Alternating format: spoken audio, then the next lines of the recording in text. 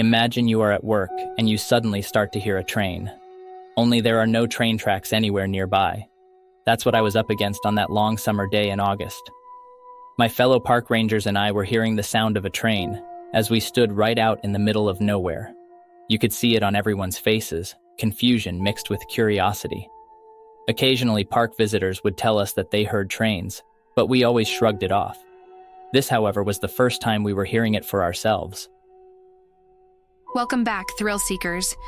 Today we are diving into another captivating episode of our Top Park Ranger Tales, spotlighting the year 1983. You're listening to the story that made it into the number 2 spot. Make sure to hit that subscribe button so you don't miss out on future episodes. Now back to the show. So, me and my buddy Sarah decided we couldn't just sit around and wonder. It was a mystery we couldn't resist, you know? One night we made a plan. We were going to head to that old abandoned railway station that everyone said was haunted.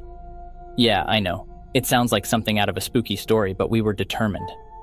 As we walked through the forest that night, there was this feeling in the air, like we were stepping into the unknown. The moon was peeking through the trees, casting these eerie shadows, and I could feel my heart racing. We were ready to face whatever was out there. We waited a few minutes, and then it happened. We heard that train sound again, loud and clear. Adrenaline pumping, we rushed to the station, hoping to finally catch a glimpse of this mystery train. Little did we know, this was just the beginning of a journey that would take us deeper into the secrets of the forest. That night at the abandoned station was something else. We undoubtedly heard the train sound, but when we reached the abandoned station, we were confronted with nothing but darkness and silence. It did feel like the train was playing tricks on us, teasing us from the shadows. I remember feeling a mix of disappointment and confusion. I mean, where was that sound coming from? Was it all just in our heads? Sarah and I exchanged puzzled looks, both of us trying to make sense of what we had just experienced. We stayed at the station for a while, hoping maybe something would happen. But eventually, we gave up and headed back to our camp. That night left us with more questions than answers, and it was clear that the mystery of the train sounds was far from being solved. Okay, buckle up, because this is where things get even weirder. The next night, we're back at the station, and there's this old man there, like really old, with wrinkles that told stories of 100 years. He looked at us with these intense eyes and said, "Don't look at the train when it comes." I mean, imagine being told that by a stranger in the middle of the night, and at a station that wasn't operational. 2 of our pals decided to play it safe and left, but Sarah and I, well, we thought we could handle whatever was coming. We were young and maybe a little too curious for our own good, so we stayed. And let me tell you, the anticipation was killing us. We could feel our hearts pounding as we waited for that train sound to come back again. The air was thick with tension, and I remember thinking, what's so special about this train? Why can't we look at it? Little did we know that this choice was about to take us on a ride we'd never forget. As the train sound echoed through the forest, we braced ourselves for whatever was about to happen. The train came into view, its lights piercing through the darkness, and I could feel my heart racing like crazy. But this time was different. We could see the train, and there was a girl inside the train. She looked scared, like she was trapped. But that's not even the weirdest part. Shadows were moving inside the train, like they had a life of their own. I rubbed my eyes, thinking maybe I was seeing things, but no, it was real. Sarah and I exchanged a glance, our minds racing to make sense of what we were witnessing. How could there be a girl and shadows in a train that wasn't even supposed to exist? It was like we were caught in some kind of twisted dream. We watched as the train rolled by, the girl's eyes locking onto ours for a split second before disappearing into the night. And those shadows, they seemed to whisper secrets we couldn't understand.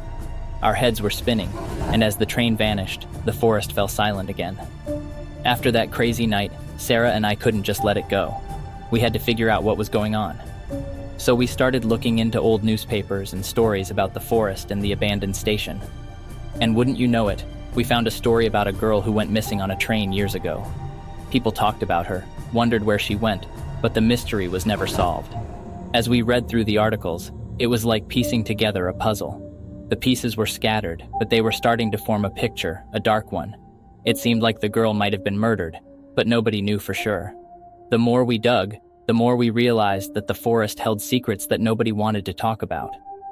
It was like the past was buried under layers of silence, and we were determined to uncover the truth. no matter how unsettling it might be. The next piece of the puzzle was so twisted it felt like a punch in the gut. You know that old man who warned us about the train? Well, turns out he was the one who killed the girl. Yeah, I know, it's hard to believe. But the more we dug, the clearer it became. His soul was trapped at that station, like he was stuck in a twisted loop of his own making. I mean, it was insane. The old man was bound to the station, his actions haunting him for all eternity. It was like the forest was trying to tell us the truth, but we were too busy chasing after shadows to see it. It was like something out of a horror movie, and we were right in the middle of it. Now, we had a mission, to break the curse that seemed to have us all in its grip. It wasn't just about solving a mystery anymore, it was about setting things right. So, Sarah and I, we decided to take a bold step. We ventured deep into the forest, guided by a mix of fear and determination. It was like a race against time. The forest seemed to close in around us, whispering its secrets, urging us to keep going. We were scared, no doubt about it. But we knew we had to do this, for the girl who was trapped and for all those shadows we saw in the train. It was like we were on a quest, and the forest itself was testing our resolve. And finally, after what felt like an eternity, we stumbled upon the girl's remains, hidden away in a forgotten corner of the woods. It was a mix of relief and dread. Relief that we had found it, and dread because we knew what we had to do next. The weight of the curse was heavy on our shoulders, but Sarah and I were determined to put an end to it. We knew that burying her remains was the key to breaking this twisted cycle of events. So, one night, we found ourselves back at the abandoned station. The air was charged with an electric energy, a mixture of anticipation and nerves. We could feel the weight of what we were about to do, and there was no turning back now. And then, just as we were about to begin digging, a gust of wind swept through the station. It was like a warning that we were not alone. And then, we felt it, a presence, a force that seemed to be trying to stop us. It was the old man's soul, desperate to prevent us from burying her. But we couldn't let fear or doubt creep in. We knew what we had to do, and we had come too far to back down now. And so we began. And then, in the distance, we heard it. The distant rumble of the train. It was like a countdown to the climax of this eerie tale. The train was getting closer, its sound growing louder and more intense. But we held our ground, determined to see this through. The train burst into view, its lights cutting through the darkness like a beacon. The moment was surreal, like time had slowed down, and the entire world was focused on this singular event. As the train passed by, we shoveled the last bit of dirt, and then, as suddenly as it had all begun, it was over. The train faded into the distance, leaving behind a sense of stillness and calm.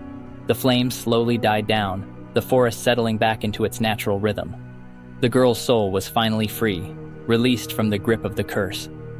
Sarah and I stood there, catching our breath, trying to comprehend the magnitude of what we had just witnessed. It was like a weight had been lifted, a darkness replaced by a new light. As we looked around at the familiar surroundings, it felt different somehow, as if the very air had changed.